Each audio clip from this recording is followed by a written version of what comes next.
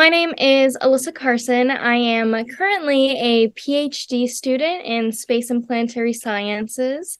I've always been interested in space ever since I was a little girl, and I'm essentially on a track to build a resume and eventually apply to the astronaut selection process. I've always been fascinated with the idea of space, working in space, the opportunity of potentially becoming an astronaut one day. So I've continued to do that, still working through my education, but also doing a lot of citizen science research experiments along the side. I'm also an aquanaut, a pilot, a skydiver, just essentially all these unique skills that will eventually help later on in the selection process. I'm going to step off the limb.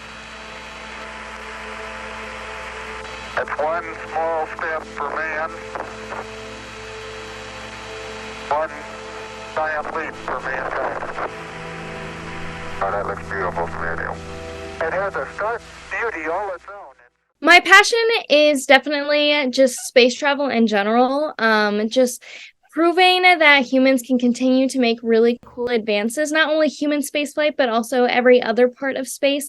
I think the main reason why I find space so interesting is we are all so connected to it and we don't even think about it, right? When we use our phone or send a text message, all that's connected through all the satellite systems, or even a lot of the technologies that we use every single day were invented originally for space travel, but we just kind of forget about those steps that happen along the way. And so because of how connected we are, I think it's very important that we continue with space travel and continue making advances. So that's really why I've always wanted to work in the space industry and figure out what I do best to kind of contribute in any way that I can. And looking back at where this passion really started, it's a little bit unclear. I mean, no one in my family has any interest in space whatsoever, not even anything similar or even science or anything like that. I really do remember kind of like going up to my dad and asking him questions about space that I was curious about, like, has anyone been to the moon before? Has anyone been to space before? I didn't know anything. My dad essentially just told me that we had gone to the moon, but he didn't really know much past that. And from then on, my interest was always asking for books or videos or posters or anything like that related to space and trying to start learning that information. And I was dead set that something in space was going to be what I was going to do. I didn't know what yet, but it was going to involve space. As a whole, space is international. And as a whole, I think it's really important for us to really think in the perspective of us being just humans once we start traveling, especially deep into space. That was kind of always the mindset that I thought, especially talking with long-term missions like future missions to Mars and kind of like the big goals that there are in the space industry. I think it's really important that we continue to push for these missions to become more diverse and more international, because it's going to take the world to do something as big as send humans to Mars. It's going to take the world to make these really big accomplishments. And I think humans are best when we kind of unite and use our brains together to solve these really big issues that we still have. And so that's why I love, learning more about what the UN does and how those international relations can eventually go into space travel, because for so long we saw very individualized space agencies. So it's really cool to be in a time where we are thinking a little bit more internationally. We are looking at international projects. And, at the end of the day, a lot of space travel is looking towards future generations. We are looking towards the survival of humanity in general. We want humans to continue to last. And, it plays a very important part by looking at what's going on in space. What can we learn? What new technologies can we gain? Or what things can we start to set up for the future generations?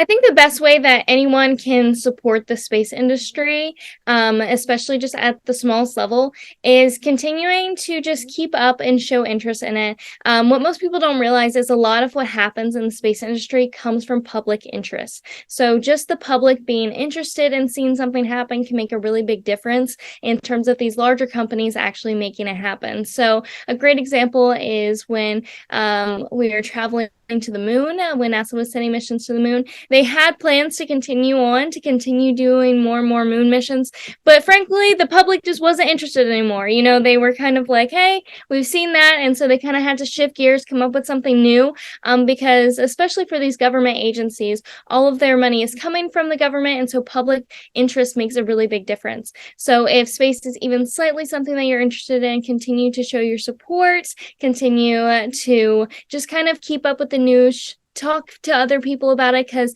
that interest of the general public wanting to see something happen can eventually make it happen. Another important thing is, I always love supporting the next generation of youth going after their own dreams, because I know personally from having a very large dream myself, it can be difficult going after those very big goals. So if you have, a young person in your life, always continue to support them in no matter what dreams that they have, because if they can think of something, if they can be passionate about it, they can turn that into a reality. What I love about being a UN ambassador is space is a very unique place where it is very international. You can see the Earth from a perspective where there's no borders, there's no lines, there's no distinction, there's just Earth. And so I think that from that perspective and bringing it down to everyone here, it's a really unique place where you can unite everyone. And I think that is one of the most impactful things of having the opportunity to go to space, is seeing it from this unique perspective of it just being the Earth. We're all just living on the Earth. And so being able to share that message with people from all over the world and hearing their perspective of life, whether it's culture or the lives that they live, is beyond special. 15, 12, 11, 10, 9, 8, 7, 6, remaining start, 2, 1, booster ignition, and liftoff of the Space Shuttle Discovery, returning to the space station, paving the way for future missions beyond. Yeah, so all of my social media is under NASA Blueberry, at NASA Blueberry on pretty much everywhere. And then you can also find it all sourced through the website, which is just nasablueberry.com.